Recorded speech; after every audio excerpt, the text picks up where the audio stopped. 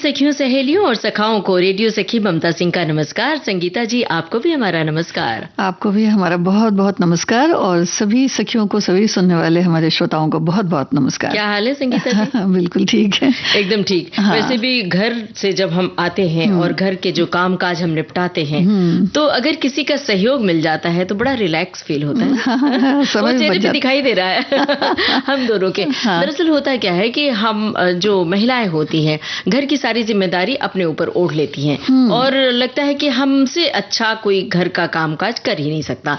इस चक्कर में बच्चे भी साइडलाइन हो जाते हैं और घर के जो पुरुष वर्ग हैं वो भी, तो उन्हें तो मौका मिल जाता है आराम का और नहीं करना चाहते, हाथ नहीं बटाना चाहते। लेकिन अगर उन्हें शामिल कर लिया जाए तो घर में कितनी खुशहाली हो जाए। जी बिल्कुल बिल्कुल, और समय की भी बहुत सारी बचत हो जाएगी और सब खुश खुश भी रहेंगे क्योंकि किसी के ऊपर काम का ज्यादा बोझ नहीं रहेगा। और ये हम क्यों बोल रहे हैं इस विषय पर, क्योंकि आज का हमारा ये मुद्दा है घर के कामकाज में सहयोग। तो हम चाहते हैं कि हमारे श्रोता बताएं कि वो घर के कामकाज में सहयोग करते हैं या नहीं, खास तौर से पुरुष श्रोता। और जो लड़कियां हैं, कॉलेज गोइंग लड़कियां हैं, वो भी बताएं कि वो मम्मी का कितना हाथ बटाती हैं और कैसे बटाती हैं, क्या कुछ करती हैं घर की जिम्मेदारी। बेटे भी बताएं।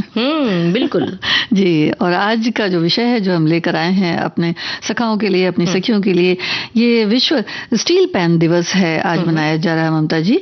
इस बारे में हम बात करेंगे और सखी विशेष के अंतर्गत हम जानकारी देंगे नसरीन शेख जो खो खो खिलाड़ी हैं। और इसके अलावा क्या करेंगे?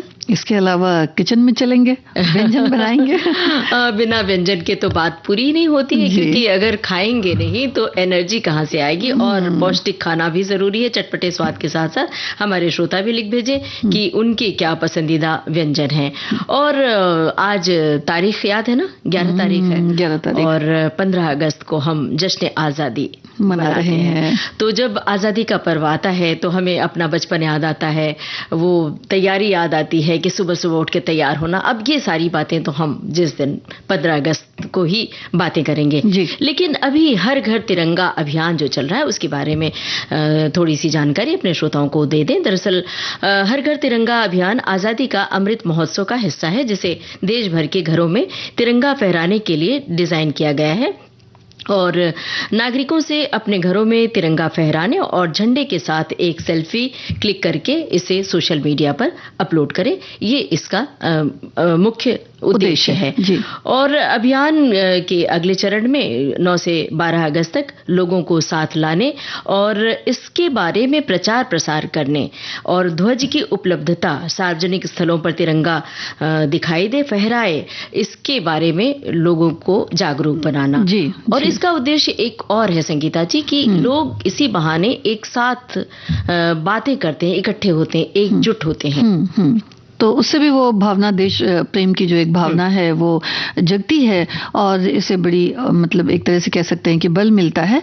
और वैसे अगर देखा जाए तो स्थानीय उत्पादों पर केंद्रित तिरंगा मेला, तिरंगा कॉन्सर्ट, तिरंगा बाइक तिरंगा जैसे तो बहुत सारी रैलियां हैं जिसमें उच्च जन भागीदारी के साथ तिरंगा यात्रा जो है वो निकाली जा रही है और निकाली जाएगी भी। तिरंगा ध्वज की बिक्री की बात करें कि मानव श्रृंखला के निर्माण की बात करें तो इस तरह के कार्यक्रम होंगे। और इसका जो एक चरण और है 13 से 15 अगस्त तक घर, कार्यालय और गाड़ियों पर तिरंगा लगाने, सेल्फी अपलोड करें और तिरंगे की दृश्यता के साथ साथ संस्कृति मंत्रालय के साथ सूचनाएं भी साझा की जाती रहेंगी।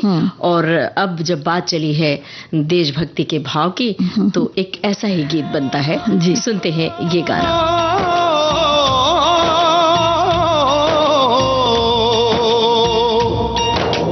अंबर हेठा धरती वसदी, एथे हर रुत हसदी हो। किन्ना सोना देश है मेरा, देश है मेरा, देश है मेरा। किन्ना सोना देश है मेरा, देश है मेरा, देश है मेरा, देश है मेरा।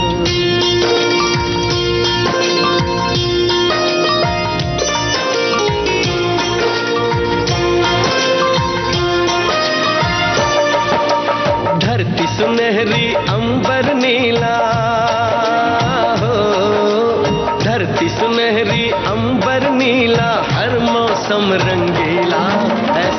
देश है मेरा, हो ऐसा देश है मेरा, ऐसा देश है मेरा, हाँ ऐसा देश है मेरा। बोले पपीहा कोयल गाए, बोले पपीहा कोयल गाए, सावन घिर के आए, ऐसा देश है मेरा, हो ऐसा देश है मेरा, ऐसा देश है मेरा, हाँ ऐसा देश है मेरा।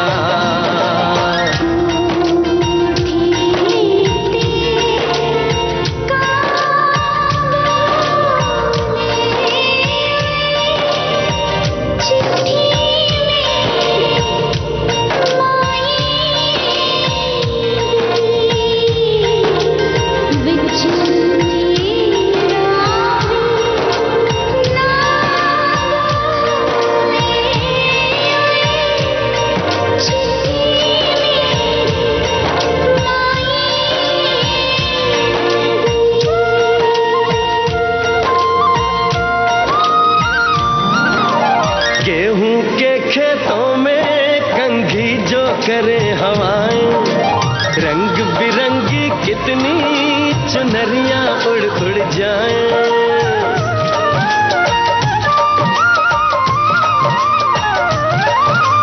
पनघट पर पनहारन जब गगरी भरने आए, मधुर मधुर तानों में कहीं बंसी कोई बजाए, ला सुन लो कदम कदम पे है मिल जानी, कदम कदम पे है मिल जानी कोई प्रेम कहानी, ऐसा देश है मेरा, हो ऐसा देश है मेरा, ऐसा देश है मेरा, हाँ ऐसा देश है मेरा।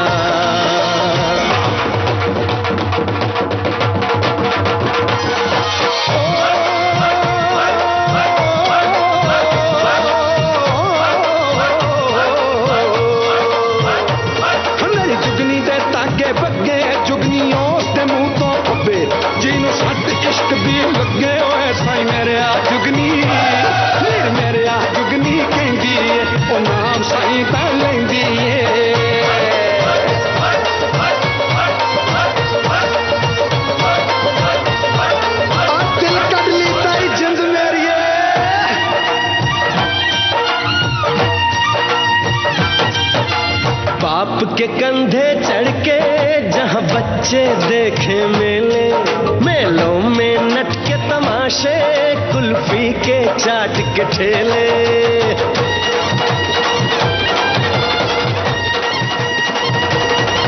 कहीं मिलती मीठी गोली, कहीं चूरन की है पुड़िया, भोले भोले बच्चे हैं जैसे गुड्डे और गुड़िया, और इनको रोज सुनाए दादी नानी, हो रोज सुनाए दादी नानी एक परियों की कहानी, ऐसा देश है मेरा, हो ऐसा देश है मेरा, ऐसा देश है मेरा, हाँ ऐसा देश है मेरा।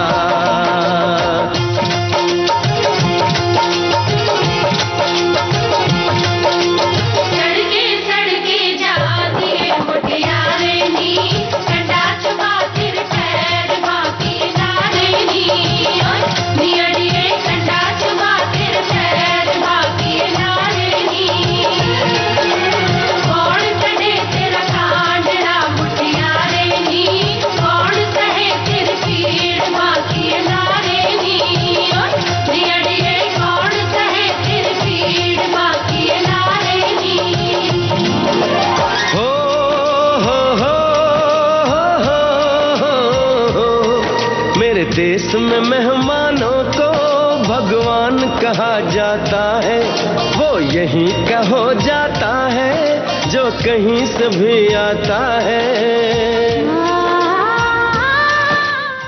तो अपने देश को मेहमान, अपने देश में मेहमान को भी भगवान का दर्जा दिया जाता है। कहा भी तो गया है ना, अतिथि देवो भव। और आज संगीता जी एक विशेष दिन है, याद है ना आपको? विश्व स्टील पैन दिवस। और यूं तो हर दिन खास होता है, इस खास दिन में देश विदेश में कुछ न कुछ स्पेशल दिन भी मनाया जाता है। तो 11 अगस्त को जो विश्व स्टील पैन दिवस मनाया जाता है, स्टील पैन मुख्य रूप से वाद्य यंत्र के तौर पर प्रयोग किया जाता है, जो त्रिनिदाद और टोबैको में बनाया जाता है। रबर से टिप की गई सीधी छड़ियों की एक जोड़ी का प्रयोग करके इस वाद्य यंत्र को बजाया जाता है। तो देखिए इससे जो धुन निकलती है वो कितनी प्यारी होती है। और एक हमारे और श्रोता ने लिखा है कि 1930 के दशक के अंत तक कार्निवल में कभी कभार पूरी तरह से स्टील से बने बैंड दिखाई देने लगे थे और 1940 तक ये युवा वंचित पुरुषों की पसंदीदा कार्निवल संगत बन गई। 55 गैलन के तेल के ड्रम का इस्तेमाल 1947 के आसपास शीशे वाले शीशे इन्होंने लिखा है, लेकिन शीशे वाले स्टील के बर्तन बनाने के लिए किया जाता था। और स्टील पैन के विकास में जो विकसित पहले वाद्य यंत्र थे वो टेम्बू बैम्बू, जो बांस की लकड़ी से बनी ध्वनि उत्पन्न करने वाली छड़ियां थीं। ध्वनि उत्पन्न करने के लिए इन्हें अन्य छड़ियों से जमीन पर मारा जाता था। टेम्बू बैम्बू बैंड में बिस्किट के डब्बे, तेल के ड्रम और बोतल और चम्मच से भी ताल वाद्य बजाया जाता था। अलग अलग तरह से जो है इसे बजाया जाता है और इसकी जो रिदम होती है वो भी बहुत अलग, हर तरह से अलग होती है। और तो और संगीता जी 1930 के दशक के आसपास या मध्य में कहिए, टेम्बो बैम्बो बैंड में धातु के ताल वाद्यों का इस्तेमाल होने लगा था और सबसे पहले शायद ऑटोमोबाइल ब्रेक हब आयरन या बिस्किट ड्रम बूम का इस्तेमाल हुआ। पहले वाले ने बोतल और चम्मच की जगह ले ली थी और बाद में जमीन पर पटके जाने वाले बांस का इस्तेमाल शुरू हो गया था। एक और श्रोता लिखते हैं कि 11 अगस्त को विश्व स्टील पैन दिवस मनाया जाता है। ये दिन स्टील पैन संगीत के सांस्कृतिक और ऐतिहासिक महत्व को मनाने और सतत विकास के साथ इसके संबंध के बारे में जागरूकता बढ़ाने के लिए समर्पित है।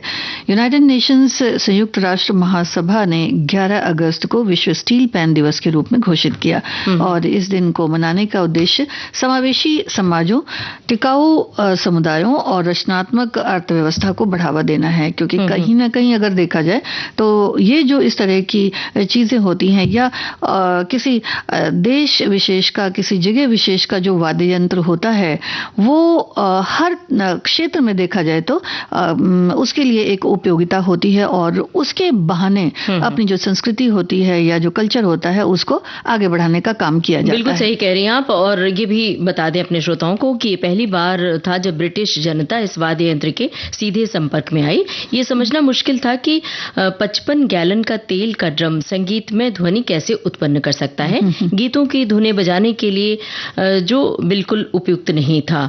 जनता ने स्टील के बर्तनों के नीचे झांक कर देखा कि ध्वनि वास्तव में वाद्य यंत्र से आ कैसे रही है। फिर 1992 में स्टील पैन त्रिनिदाद और टोबैको का राष्ट्रीय वाद्य यंत्र बन गया, जिसने देश और विदेश में हुई प्रगति को मान्यता दी। स्टील बैंड और अब कैरिबियन थीम वाली पार्टियों के लिए मनोरंजन से कहीं बढ़कर है। जी, और ये कैलिप्सो शास्त्रीय संगीत और जैज फ्यूजन सहित विभिन्न शैलियों में बजाया जाता है। 1964 से इन शहरों में, यानी कि जैसा आपने बताया त्रिनिदाद और टोबैगो, समय समय पर अंतर्राष्ट्रीय उत्सव और म्यूजिक फेस्टिवल आयोजित किया जाता था। वैसे ब्रुकलिन, न्यूयॉर्क में भी वार्षिक स्टील बैंड पैनोरामा होता है। स्टील पैन पर्यटन, संस्कृति, शिक्षा, विज्ञान और अगर बात करें प्रौद्योगिकी या इंजीनियरिंग, कला और गणित, सभी क्षेत्रों में सतत विकास के लक्ष्यों को आगे बढ़ाने में मदद करता है। ऐसा हमारे और भी जो कमेंट्स है वो हमारे श्रोताओं ने भी भेजा है। संगीता जी, टिप्पणियां तो हम अभी एक गाना सुनवाएंगे, गाने के बाद हम उनकी टिप्पणी श्रोताओं तक पहुंचाएंगे। लेकिन आपको हम थोड़ी देर के लिए बचपन के गलियारों में ले चलते हैं, अपने श्रोताओं को भी। याद कीजिए कि बचपन में जब घर में अंताक्षरी खेली जाती थी तो क्या होता था, कहाँ से हम ढोलक, मजीरा और हारमोनियम और बहुत सारे वाद्य यंत्र लाएंगे। तो क्या होता था, मेज, कुर्सी, टेबल जो भी है उस पर ही लोग उंगली से एक ध्वनि निकालते थे और गाने वाले के साथ रिदम तुकबंदी होती थी, बाकायदा गाना गाया जाता था। और तबले पर, ये मेज पर मतलब टेबल पर बाकायदा वो तबला बजाया जाता था। तो फिर धीरे धीरे घर में किसी तरह से पैसे इकट्ठे करके तबला आ गया, तो तबले पर हम बजाने लगे और गाना गाने करने लगे। ऐसे ऐसे कई बार आपने देखा होगा कि कुछ नहीं तो थाली लेकर पीटने लगे, थाली बजाने लगे, तो बाकायदा वो सुर निकलता था।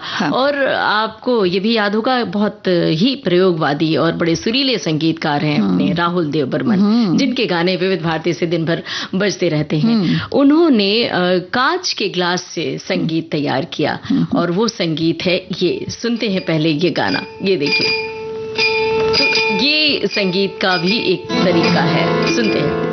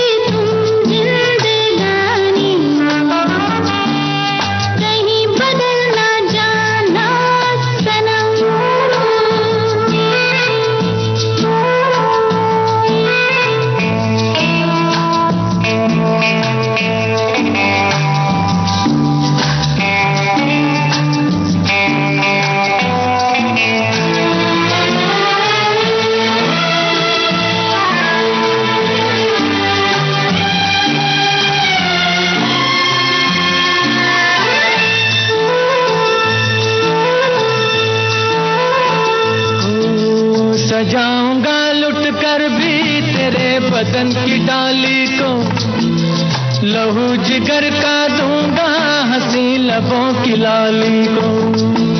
सजाऊंगा लुट कर भी तेरे बदन की डाली को, लहू जिगर का दूंगा हंसी लबों की लाली को।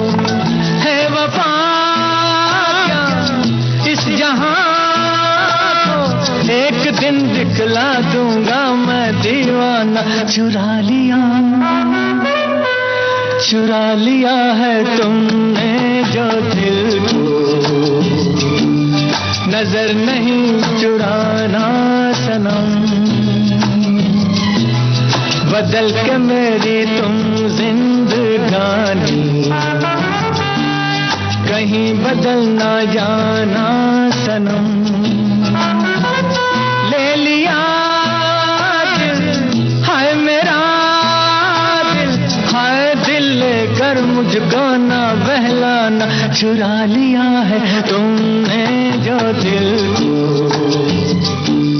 नजर नहीं चुराना सनम। यादों की बारात फिल्म का गाना था। आशा भोसले और मोहम्मद रफी की आवाजें थी। मजरूह सुल्तानपुरी के बोल थे। राहुल देवर्मन का संगीत था। और इस संगीत के बारे में हमने गाने से पहले जिक्र किया था। हमारे एक श्रोता ने लिखा है कि संस्कृति और रचनात्मकता हमारे समाज की धड़कन है और हमें इनकी आज पहले से कहीं ज्यादा जरूरत है। दुनिया भर में इतने सारे संकटों के बीच लोगों को जुड़ने, एक साथ आने, एक दूसरे को समझने और बेहतर भविष्य की कल्पना करने के लिए कुछ पलों की जरूरत होती है। संगीत, कला, साहित्य, सिनेमा, नृत्य और सांस्कृतिक रचनात्मक अभिव्यक्ति के कई अन्य रूप हमें उन चुनौतियों से पार पाने के लिए जरूरी गति प्रदान करते हैं जिनका हम सामना कर रहे हैं। इसीलिए तो विविध भारती आपको हर वक्त गीत संगीत से जोड़े रहती है। मन मस्तिष्क पे इसका प्रभाव बहुत पड़ता है और चाहे तबीयत जैसी भी हो, लेकिन अगर संगीत सुन लिया जाए तो फिर अच्छा ही लगता है। और संगीत का असर अपने कामकाज पर बहुत पड़ता है। बहुत। आप देखिए कि जब कभी कोई काम कर रहे हो तो साथ में म्यूजिक बज रहा हो, कोई गाना बज रहा हो तो काम दोगुनी गति से होता है। हमें तो याद है कि बचपन में हम पढ़ाई के दिनों में साथ साथ रेडियो सुनते रहते थे एक तरफ, और खास तौर से विविध भारती बजती रहती थी और हमारी पढ़ाई चलती रहती थी। ये बात हम अपनी सिर्फ नहीं कर रहे बल्कि सारे श्रोताओं की ओर से। अक्सर हमारे श्रोता ये लिखा करते हैं कि हमारे घर में दिन भर रेडियो बजता रहता है। अच्छा, कामकाज ऐसा होता है कि भाई जिसमें ज्यादा समय लगता है, लेकिन जो अगर संगीत सुनते हुए किया जाए या कहीं धीमी धीमी सी आवाज, मीठी मीठी सी आवाज रेडियो पे गीत की आती रहे तो समय बड़ा जल्दी जल्दी निकल जाता है और काम जो होता है उसको करने में बड़ी आसानी भी होती है। लेकिन बात अगर की जाए विविध भारती की तो फिर गीत के साथ साथ और भी बहुत सारी बातें होती हैं जिसमें हमारे श्रोताओं का भी सहयोग होता है। और धीरे से कोई आकर हाथ थाम ले कि रुको भाई, हम हाथ बटा रहे हैं, सारा काम अकेले मत करो, तो फिर कितना अच्छा लगता है ना। जी बिल्कुल बिल्कुल, मन तो बिल्कुल अच्छा हो जाता है। क्योंकि देखिए रोजमर्रा के काम होते हैं और इसमें यह होता है कि कभी कभी एक ही व्यक्ति अगर काम करता रहे तो थोड़ा सा बोझिलपना भी उसमें आ जाता है, लेकिन साथ में अगर 2-4 लोग आ जाएं तो बड़ा अच्छा भी लगता है, समय भी कटता है, सहयोग की भावना बढ़ती है, सकारात्मक भाव जगते हैं, समय की बचत होती है, घर में खुशनुमा माहौल बन जाता है और एक व्यक्ति पर तनाव नहीं होता है, टीम वर्क की भावना होती है। और बच्चों को काम में अगर हाथ बटाने की आदत डाली जाए तो उनकी भी आदत पड़ती है। एक तो वो स्वावलंबी बनते हैं और दूसरे उनकी काम करने की आदत बनती है। तो जब बड़े होकर उन पर काम का बोझ आता है, दोहरी जिम्मेदारियां, तेहरी जिम्मेदारियां निभाते हैं, तो उन्हें कोई आलस्य नहीं होता है और ना ही वो घबराते परेशान होते हैं। जैसे कि हम आप सभी की घर की जिम्मेदारियां भी निभाते हैं और दफ्तर की जिम्मेदारियां भी निभाते हैं और कभी उफ नहीं करते। और इसके लिए बहुत जरूरी ये है कि जब बच्चे काम कर रहे हैं या कोई और भी काम कर रहा है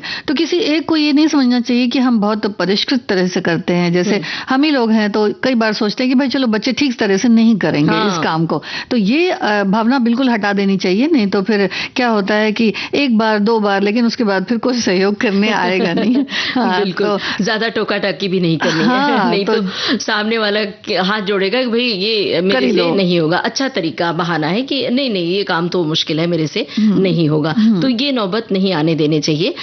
हमें तो हमने कई बच्चों से जब बात की तो पता चला कि बहुत 3-4 साल के बच्चों को माएँ सिखाती हैं कि छोटे छोटे काम, जैसे कोई चीज लानी है, पहले तो खिलौनों से शुरू करें कि वो खिलौना ले आओ, यहाँ रखो, और खिलौने बिखरे हैं तो बच्चों को बताएं कि सारे खिलौने एक जगह पर इकट्ठे करके रखो, कोई एक बर्तन दे दें जिसमें वो रखते हैं।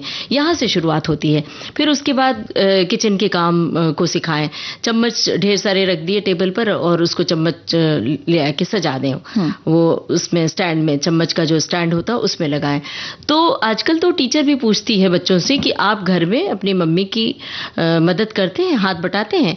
तो बच्चे फिर तोतली आवाज में जब बताते हैं कि हाँ, हम अपने मम्मा के साथ स्पून लगाने का काम करते हैं, और बच्चे घर में आकर जब ये बात बताते हैं तो माँ को कितना अच्छा लगता है ना। जी, और स्कूल से भी जब आते हैं तो एक तरह से देखा जाए तो कुछ बच्चों में ऐसी आदत होती है कि भाई जहां तहां सामान अपने डाल दिए, लेकिन कुछ बच्चे बहुत ही तरीके से अपने बैग को रखेंगे, बॉटल है, टिफिन है, उसको निकालेंगे, मम्मी को देंगे कि इसको साफ सुथरा करना है, या फिर अपनी ड्रेसेस जो है उनको संभाल कर रखेंगे और जो भी टॉवल वगैरह है उसको भी अच्छी तरह से रखेंगे। तो ये बच्चों के साथ साथ हमें देखते रहना चाहिए कि क्या कर रहे हैं क्या नहीं कर रहे हैं, बल्कि टोका टाकी ज्यादा नहीं होनी चाहिए, नहीं तो तो वो सीखेंगे फिर कैसे, क्योंकि छोटे हैं या फिर कोई और घर में साथ में है, उनको उतनी आदत नहीं है काम करने की, तो टोका टाकी से काफी कुछ काम जो है वो ऐसा होता है कि भाई नहीं आदत है तो गड़बड़ हो सकती है, लेकिन धीरे धीरे से फिर वो ठीक हो जाता है। टोका टाकी से तो बच्चे ही नहीं बड़े भी परेशान हो जाते हैं। घर में जो बुजुर्ग होते हैं, अगर आपके घर में सास है, माँ है और बैठी है, उनको चलने फिरने में या खड़े होकर काम करने में दिक्कत है, तो जैसे बैठी हैं, सब्जी धोकर उनके हाथ में पकड़ा दिया, उन्होंने सब्जी काट दी बैठे बैठे और आपने बना लिया, तो ये काम बट जाता है। ऐसे ही घर में पति हैं, पिता हैं, भाई हैं, उन्हें भी ऐसे काम सौंप दे कि ये काम आप कर लीजिए, और ये फिर धीरे धीरे क्या होता है कि काम बट जाता है, वो काम फिर लोग खुद करने लगते हैं, तो आपको कहने की भी जरूरत नहीं पड़ती है, क्योंकि एक समय के बाद फिर पूरे घर की जिम्मेदारी हो जाती है कि बच्चा घर से स्कूल से घर आया है, तो ऐसा नहीं कि माँ ही घर की बहू ही दौड़कर खाना खिलाएगी। घर में जो है, जो भी पिता है, ससुर हैं या भाई है, जो भी है, वो उठ के खाना खिला देंगे, बच्चे का बैग बता देंगे कि यहाँ रखो, वहाँ रखो, सही जगह पर। तो ये छोटी छोटी बातें आपके घर को खुशी से भर देती हैं, और इस समय हमें क्या भरेगा, खुशी देगा गाना। लेकिन इस समय हम पहले लेते हैं ब्रेक, उसके बाद सुनवाते हैं गाना जी।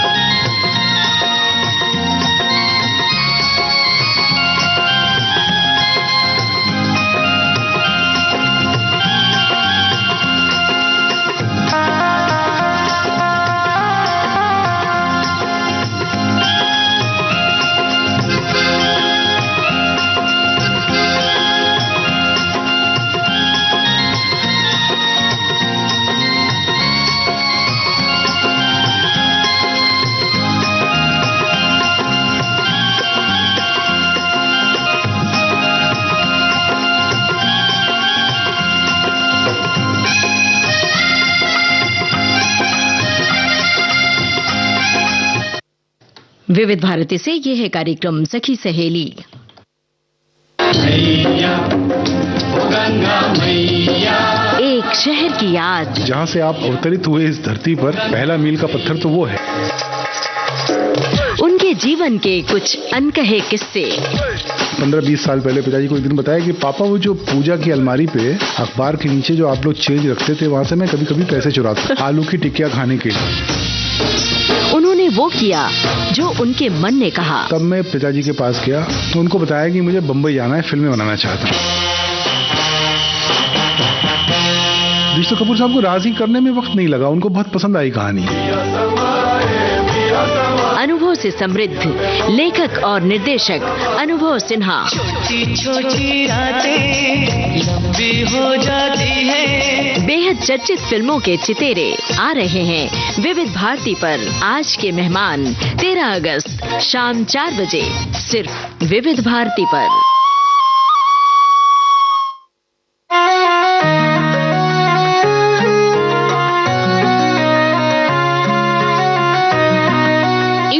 कार्यक्रम में आपसे मिलने आ रही हैं युवा गायिका ज्योतिका टांगड़ी। रियलिटी शो में जाना मुझे लगता है कि मेरे जिंदगी का एक अच्छे डिसीजंस में से एक डिसीजन था। हर हफ्ते आपको लोग देखते हैं, इंतजार करते हैं कि आप कब टीवी पर आएंगे और गाएंगे। तो ऐसा कुछ हो गया था जब मैं 2016 में सारेगामापा में आती थी। तो जरूर सुनिए इनसे मिलिए कार्यक्रम गुरुवार 14 अगस्त को शाम 7:45 पर सिर्फ विविध भारती पर।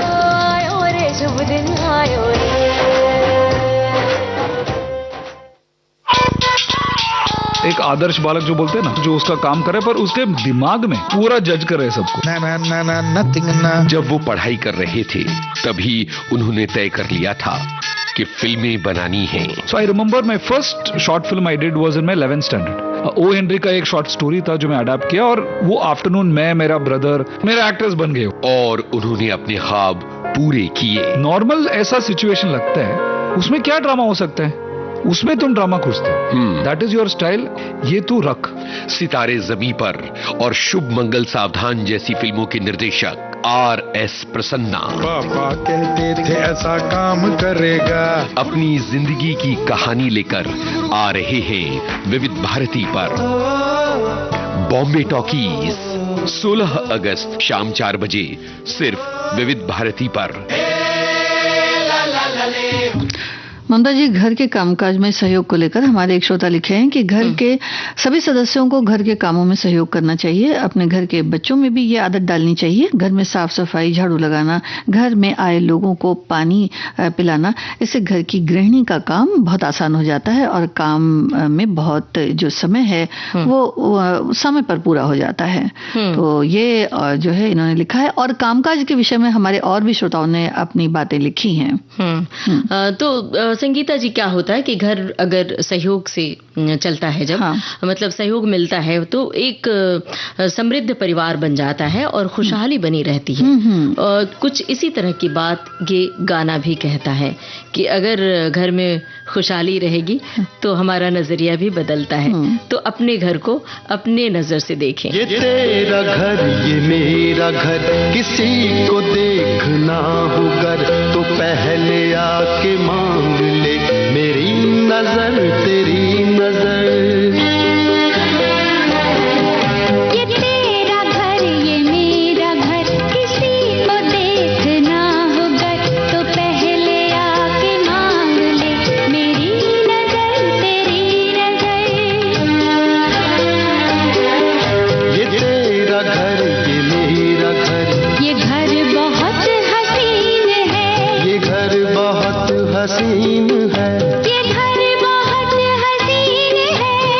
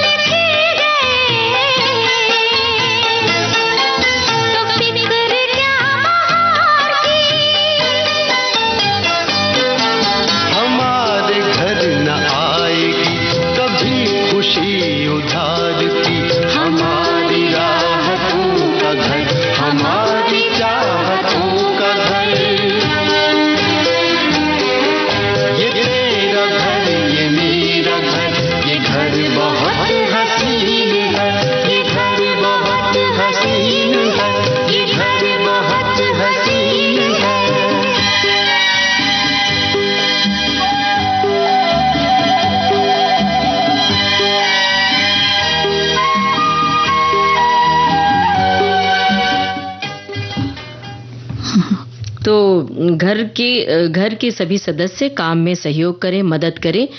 इसके लिए क्या करना चाहिए? देखिए, हमारे बहुत सारे श्रोताओं ने लिखा है। एक श्रोता की टिप्पणी ही लिखा कि मेरे पापा 95 साल के हैं, लेकिन वो अभी तक खुद के लिए सुबह और शाम की चाय बनाते हैं। उनका बस चले तो वो सब्जी भी बना लें, कोई विशेष अचार भी डाल लें, लेकिन मैं उन्हें ये सब करने नहीं देती। उनको तो कोई काम करने से रोकना पड़ता है। यही हाल मेरी मम्मी का है। पापा मम्मी इस उम्र में भी कोई काम करने में आलस नहीं करते हैं। और साथ में एक श्रोता ने और लिखा है, नौकरी के कारण मुझे छुट्टी नहीं मिल पाती, सरकारी नौकरी के कारण, लेकिन मेरी छुट्टी होती रविवार को। तो रविवार के दिन मैं घर के कामकाज में हाथ बटाता हूँ। कभी कभी काम वाली जब सहायिका नहीं आती हैं तो मैं घर के सारे काम कर लेता हूँ। वाह भाई, क्या बात है। खाना बनाने के अलावा मैं घर के लगभग सारे काम कर लेता हूँ। कि तो बहुत अच्छी बात है। अरे, खाना बनाना तो ज्यादा आसान है। सबसे कठिन काम क्या होता है? बर्तन धोना और झाड़ू और ये कठिन है। ये कठिन है। और हमारी एक और श्रोता ने लिखा है कि हमारा बचपन संयुक्त परिवार में बीता और घर के काम में सभी लोग सहयोग करते थे। जो मुखिया होते थे वो उनके काम को बांट दिया करते थे। और कुछ महिलाएं जो है खाना बनाने में सहयोग करती थी, कुछ साफ सफाई में, और पुरुष जो है उनके जिम्मे भी कुछ काम था, बच्चों के जिम्मे में भी कुछ काम था। और कुछ एक काम के बारे में इन्होंने लिखा है कि जैसे घरों के लालटेन को साफ करना, भाई उस समय वैसे ही होता ही था। तो केरोसिन उसमें भरना, शाम होते ही लालटेन को जला कर रखना, ये सारे भी तो काम होते थे और हम बच्चों के जिम्मे थे ये सारे काम। शाम का बिछावन लगाना और मच्छरदानी बांधना, जो उसमें बड़ा कठिन काम था। और ये काम तो मुझे ऐसा लगता है कि कोई भी करना नहीं चाहता है। और एक काम और मच्छरदानी वाला, संगीता जी, इसमें और हम सब को आदेश दिया जाता था कि छत पर जाओ, पानी लेकर, बाल्टी से पानी लेकर और छत को गीली करो। गर्मी के मौसम में बिल्कुल जमीन तप रही होती थी और बाल्टी से पानी पहुंचाओ, उसको एकदम ठंडा करो और एक बाल्टी पानी डालो तो एकदम धुआं सा निकलता था। वो पानी कहाँ गया पता ही नहीं चलता था। फिर 2 बाल्टी, तो वो सबसे बड़ी मशक्कत होती थी। बहुत बड़ा मेहनत का काम। हाँ, तो ये आगे लिखती हैं कि 4-5 बच्चे मिलकर 7-8 मच्छरदानी और बिछावन लगाते थे। बड़ा आनंद आता था ये सब काम करते समय। प्रोत्साहन स्वरूप हमें देखिए उस समय जो वो सब आते थे और मिश्री एक पैसे भी कभी कभी मिलते थे। और 20-21 आदमी का परिवार एक साथ सुचारू रूप से चलता था और कोई भी दिक्कत नहीं होती थी। औरतों बच्चों को कुएं से पानी निकालना बड़ा कठिन काम होता था। जो भी मर्द वहां पर नहाने गए सभी कम से कम 5 बाल्टी वहां के बर्तनों में पानी भर देते थे, जिससे महिलाओं और बच्चों को कोई परेशानी नहीं होती थी। तो ये कितनी अच्छी बात है कि देखिए जो पानी जिन्हें भरना है उनके लिए कोई बाल्टी से निकालकर पानी डाल दे रहा है, तो ये भी बहुत अच्छी बात है। क्योंकि लोग एक दूसरे को जानते नहीं या जानते भी हैं तो सहयोग करना एक बड़ी बात होती है। और मुझे तो ऐसा लगता है कि अब जो कालांतर में देखा गया है कि संयुक्त परिवार का जो विघटन हो चला है लगभग, तो उसका ये भी एक बहुत बड़ा कारण है कि जो लोग सदस्य होते थे उस समय में ज्यादा से ज्यादा लोग सामने आते थे और काम करते थे, आपस में बांट लेते थे। लेकिन ये जो भावना है ये बाद में थोड़ा कम देखने में आई। हो सकता है कि कुछ व्यस्तता है, कुछ कामकाज है लोगों का, तो इस वजह से। लेकिन कुछ भी हो, कामकाज एक जरिया है जिसकी वजह से हम ये कह सकते हैं कि संयुक्त परिवार का विघटन लगभग सा हो चला है। लेकिन कमी खलती है फिर भी। संगीता जी, जो आजकल कामकाज का अब तरीका है, अब वैसा नहीं रहा कि घर में औरतें हैं तो औरतें ही घर का सारा काम करेंगी, सारा दायित्व निभाएंगी और पुरुष आराम से बैठे रहेंगे। अब घर की 4 दीवारी से बाहर निकल रही हैं महिलाएं। हालांकि वो अपने सिर पर ओढ़ लेती हैं बहुत सारे काम, जिसकी वजह से उन पर प्रेशर ज्यादा आता है। लेकिन अब घर के पुरुष भी अपने आप उठते हैं, हाथ बटाते हैं। जैसे अभी कई श्रोताओं ने लिखा कि हमारे पापा चाय बनाते हैं। तो अगर आप नहीं करते हैं तो किसी सुबह आप अपनी पत्नी के लिए, अपनी माँ के लिए सुबह उठिए और सुबह सुबह चाय का प्याला लेके पहुंचे। देखिए कितनी खुशी उनके चेहरे पर आएगी। एक श्रोता ने लिखा है, हमारी एक सखी है, कि आपकी शुरुआत ही निराली होती है। आप नाम बताकर विषय बताना शुरू कर देती हैं, बिल्कुल भी समय नहीं गंवाती हैं। मैं पहले 2007 में जॉब करती थी, फिर 10 साल बाद ब्रेक लिया था। अब 8 साल बाद फिर से जॉब शुरू कर दिया मैंने। लेकिन इस दौरान शादी हुई और पिछले 8-9 सालों से मेरे पति सुबह घर की सफाई खुद करते हैं और मैं दूसरे सारे काम करती हूँ। तो जो हमारी सहायिका है उनकी जरूरत ही हमें नहीं पड़ती, हम मिलकर सारे काम कर लेते हैं। रविवार को वैसे छुट्टी होती है तो कोई मेरा तेरा नहीं करते, तो मुझे भी नौकरी करने में मुश्किल नहीं होती, काम जल्दी हो जाता है, खुशी मिलती है। क्या बात है भाई, ये जो मिलजुल कर काम करने की प्रवृत्ति है ना, कितना अच्छा होता है। एक तो आपको एक दूसरे का साथ भी मिलता है। मान लीजिए पति पत्नी घर में रसोई में एक साथ काम कर रहे हैं, दोनों दफ्तर जाना है दोनों को, तो वो जो साथ होता है वो भी अलौकिक आनंद देता है। जी बिल्कुल, पति पत्नी को तो जाना ही है, साथ ही अगर बच्चे छोटे होते हैं तो उनको क्रश में भी भेजना रहता है, तो ये सब भी है, तो इकट्ठा हो जाता है काम। और अब देखते हैं इस गाने में क्या बात है।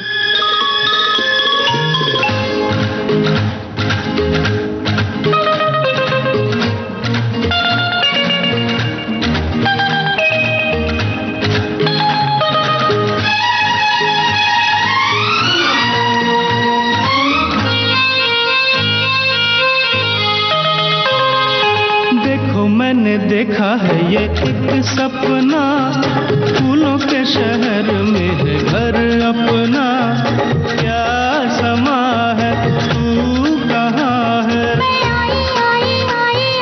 आजा। कितना हसीन है ये एक सपना, फूलों के शहर में है घर अपना, क्या समा है तू कहाँ है, मैं आया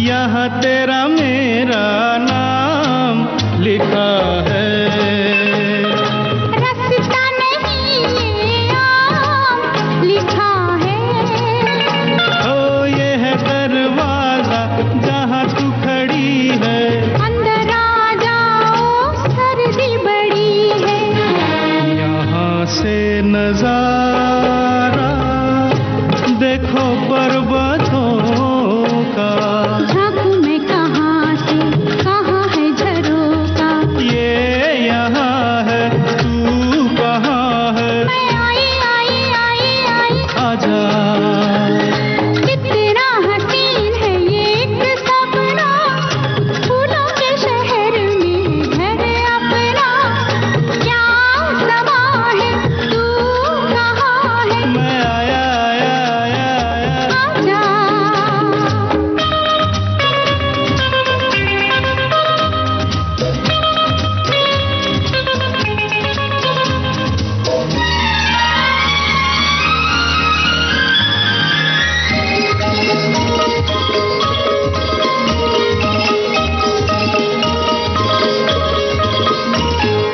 अच्छा ये बताओ कहाँ पे है पानी, बाहर बह रहा है झरना दीवानी, बिजली नहीं है यही एक गम है, तेरी बिंदिया क्या बिजली से कम है, छोड़ो मत छेड़ो बाजार जाओ, जाता हूँ जाऊंगा पहले यहाँ आओ, शाम जवां है तू कहाँ है, मैं आई आजा। देखो मैंने देखा है ये एक सपना, फूलों के शहर में है घर अपना, क्या समा है तू कहाँ है, मैं आई आजा।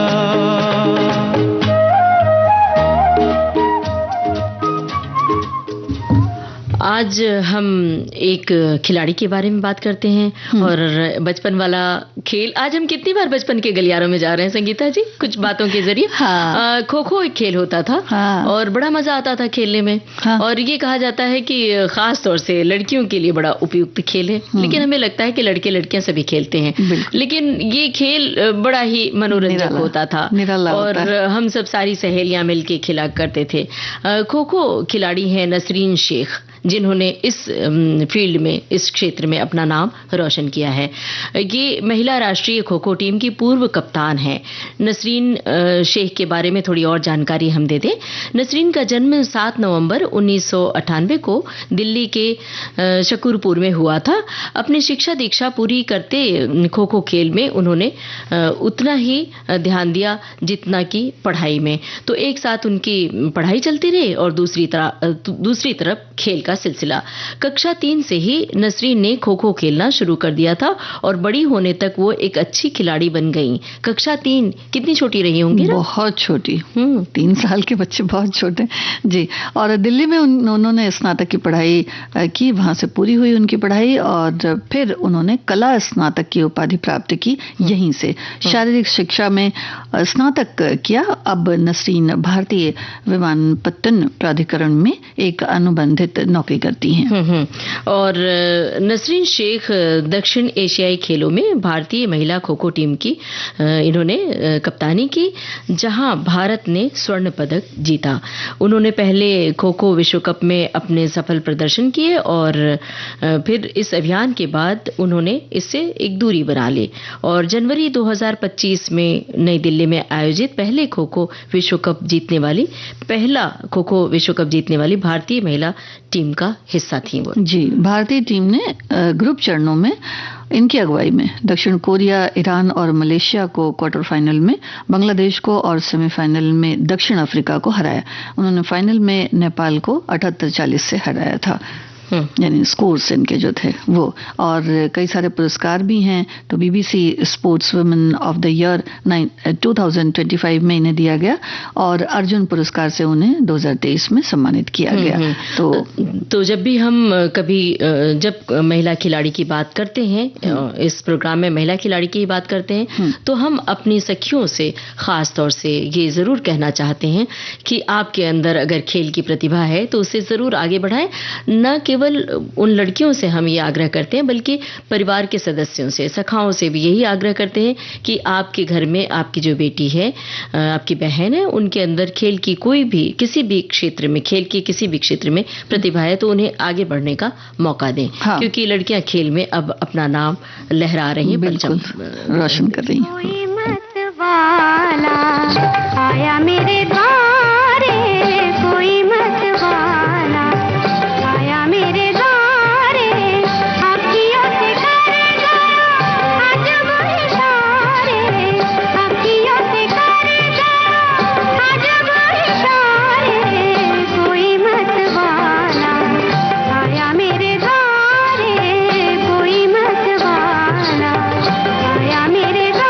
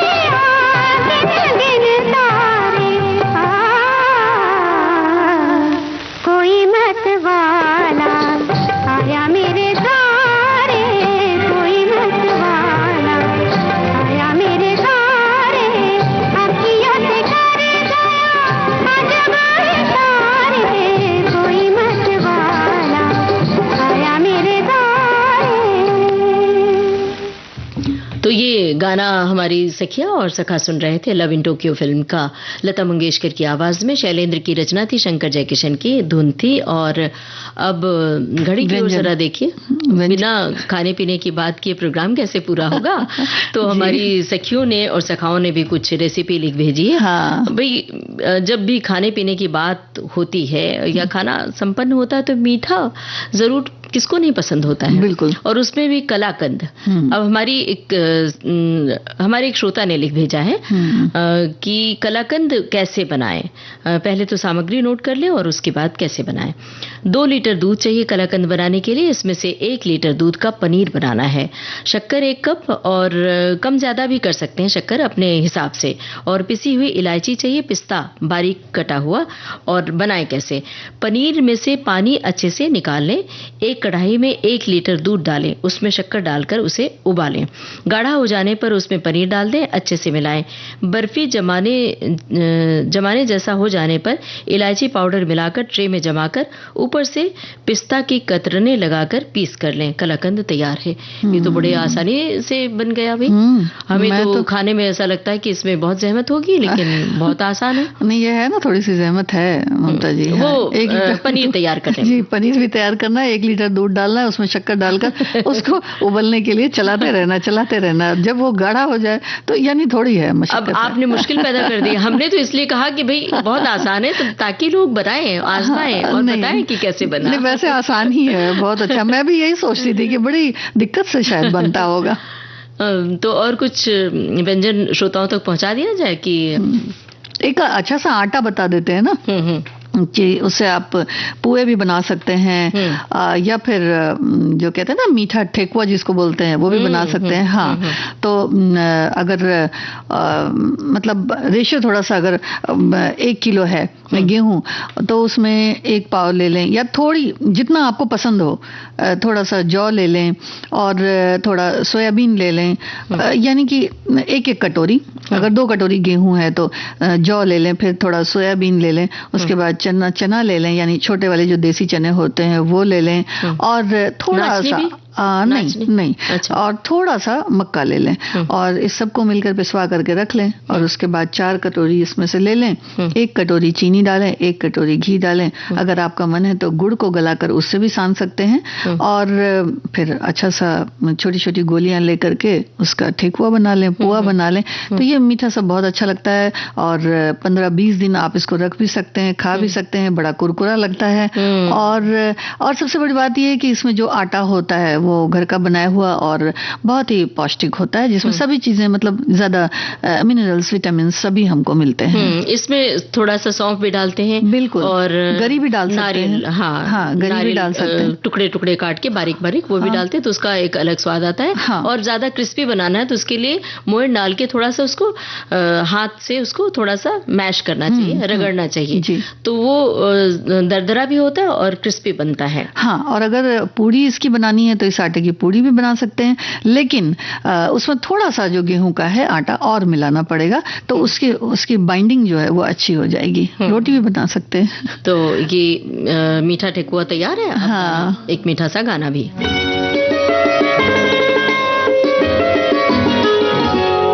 झुके जो तेरे नैना, झुके जो तेरे नैना, तो चूड़ी तेरी खन की, ये पायल तेरी छन की, ये तेरी मेरी प्रीत गोरी है बालपन की, ये तेरी मेरी प्रीत गोरी है बालपन की। झुके जो तेरे नैना।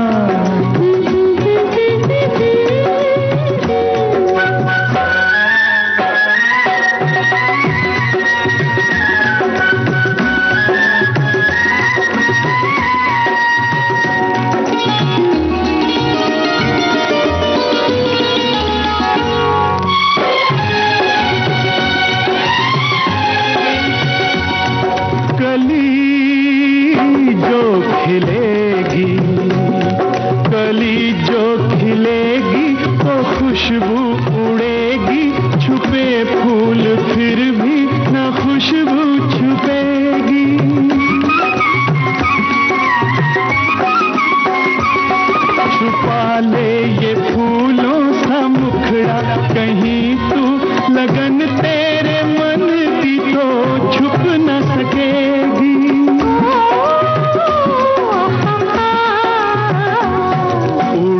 जो तेरा आंचल,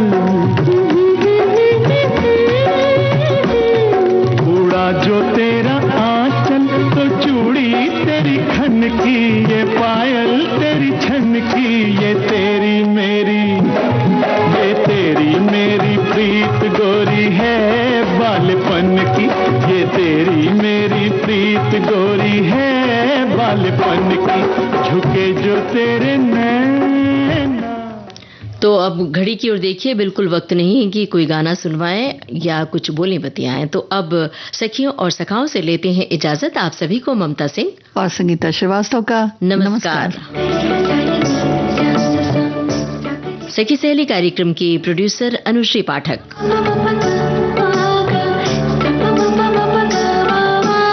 सखी सहेली।